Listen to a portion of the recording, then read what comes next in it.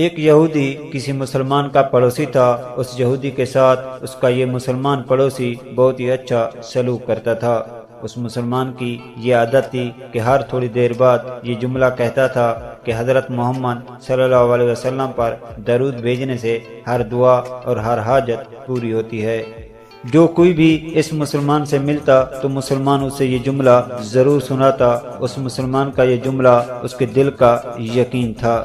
اس یہودی نے ایک دن سازش تیار کی تاکہ اس مسلمان کو ذلیل و رسوا کیا جائے اور درود شریف کی تاثیر پہ اس کے یقین کو کمزور کیا جائے، اس سے یہ جملہ کہنے کی عادت چھڑوائی جائے۔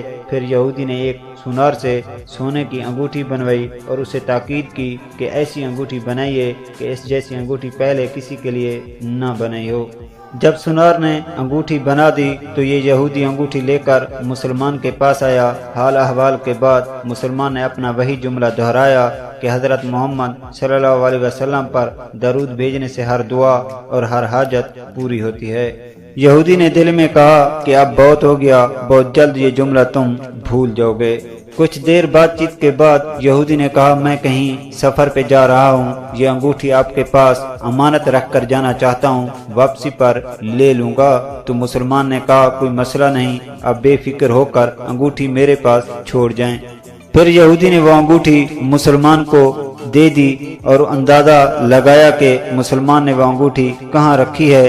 رات کو وہ چھپ کر اس مسلمان کے گھر کودا، آخر کار انگوٹھی تلاش کر لی اور اسے اپنے ساتھ لے گیا۔ اگلے دن یہ یہودی سمندر پر گیا، ایک کشتی پر بیٹھ کر سمندر کی گہری جگہ پہنچا اور وہاں انگوٹھی کو پھینک دیا اور پھر اپنے سفر پر روانہ ہو گیا۔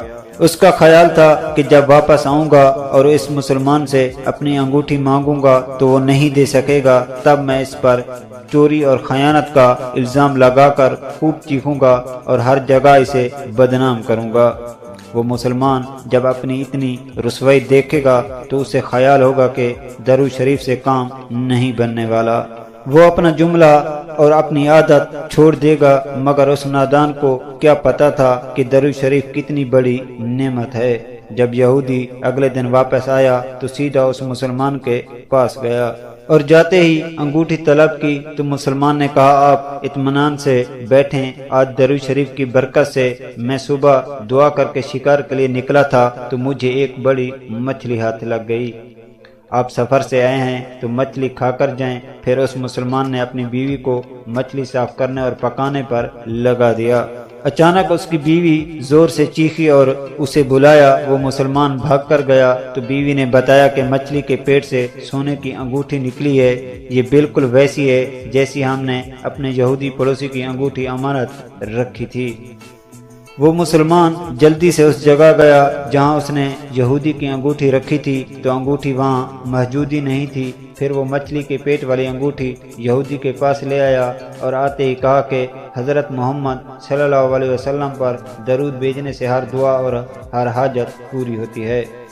پھر اس نے وہ انگوٹھی یہودی کے پاس رکھ دی تو یہودی کی آنکھیں حیرت سے باہر، رنگ کالا پیلا اور ہونٹ کانپنے لگے، اور پھر پوچھا کہ یہ انگوٹھی آپ کو کہاں سے ملی؟ تو مسلمان نے جواب دیا جہاں ہم نے رکھی تھی وہاں ابھی دیکھی، لیکن وہاں تو موجود ہی نہیں تھی۔